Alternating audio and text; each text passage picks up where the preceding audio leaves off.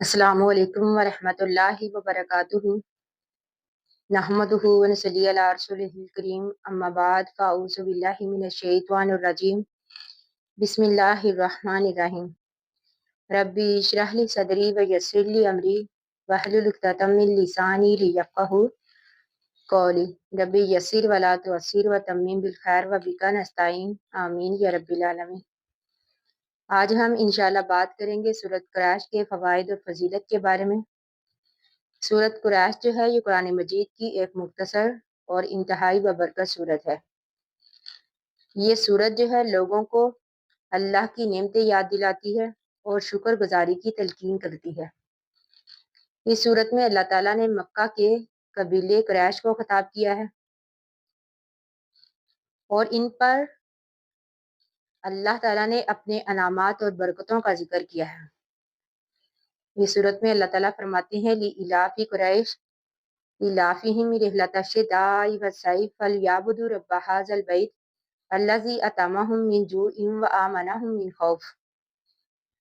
अल्लाह ताला फरमाते हैं कि कुरैश के मनूस होने की वजह से, यानी इनके गर्मी और सर्दी के सफ़र से मनूस होने की वजह से, बस उनको चाहिए, यानी कुरैश को चाहिए कि वो इस घर के मालिक की इबादत करें, यानी काबा के रब की इबादत करें।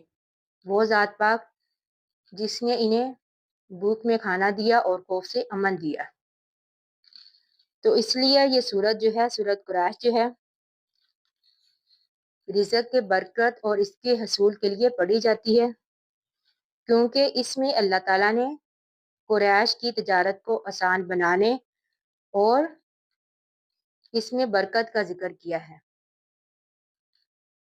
तो इसी तरह ये सूरत जो है अमन और सुकून के लिए भी पढ़ी जाती है, यानी ज़हनी सुकून के लिए सूरत कुरैश जो है पढ़ी जाती है, क्योंकि अल्लाह ताला ने इस सूरत में जिक्र किया है कि अल्लाह ताला ने उनको खौफ से अमन दिया, यानी कुरैश को। और बाज़ उलमा कहते हैं कि अगर सफ़र में जाने से पहले सूरत कुरैश पढ़ी जाए तो पढ़ने वाला अल्लाह की अमान में रहता है।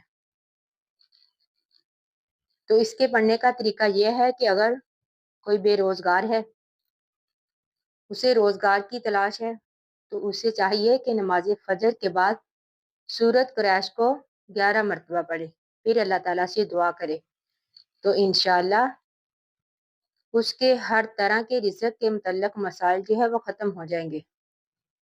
तो इसी तरह अगर किसी का कोई ख़ास मकसद है, कोई परेशानी है, तो वो सूरत कुरैश को 7 मरतबा पढ़े, फिर अल्लाह ताला से दुआ करे, तो इंशाअल्लाह अल्लाह ताला उसकी दुआ को कबूल करेंगे। तो इसी तरह अगर रिज़्क़ में बरकत चाहिए और कामयाबी के लिए, यानी कारोबार में बरकत और कामयाबी के लिए अगर रोज़ाना एक बार पढ़ी जाए मामूल के मुताबिक, यानी इंसान इसको पढ़ना अपना मामूल बना ले, रोज़ाना एक दफ़ा पढ़े, तो इंशाअल्लाह उसके रिज़्क़ में बरकत भी रहेगी और उसे कामयाबी भी मिलेगी। क्योंकि अल्लाह ताला ने सूरत कुरैश में कुरैश को जिन नेमतों से नवाजा है वो हमारे लिए सबक है।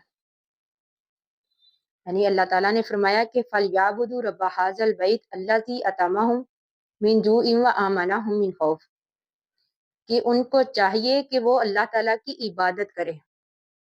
तो ये हमारे लिए भी सबक है, यानी हमें चाहिए कि हम अल्लाह की दी हुई नेमतों पर अल्लाह ताला का शुक्र अदा करें, अल्लाह ताला की इबादत करें, फिर अल्लाह ताला और नवाजेगा।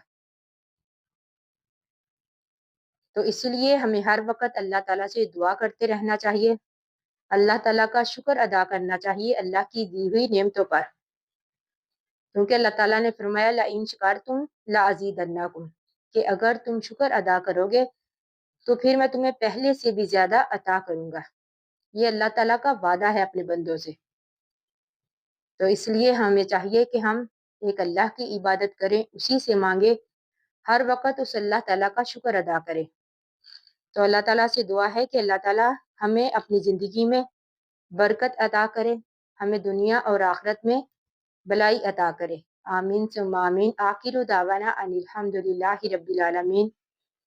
السلام علیکم ورحمۃ اللہ وبرکاتہ۔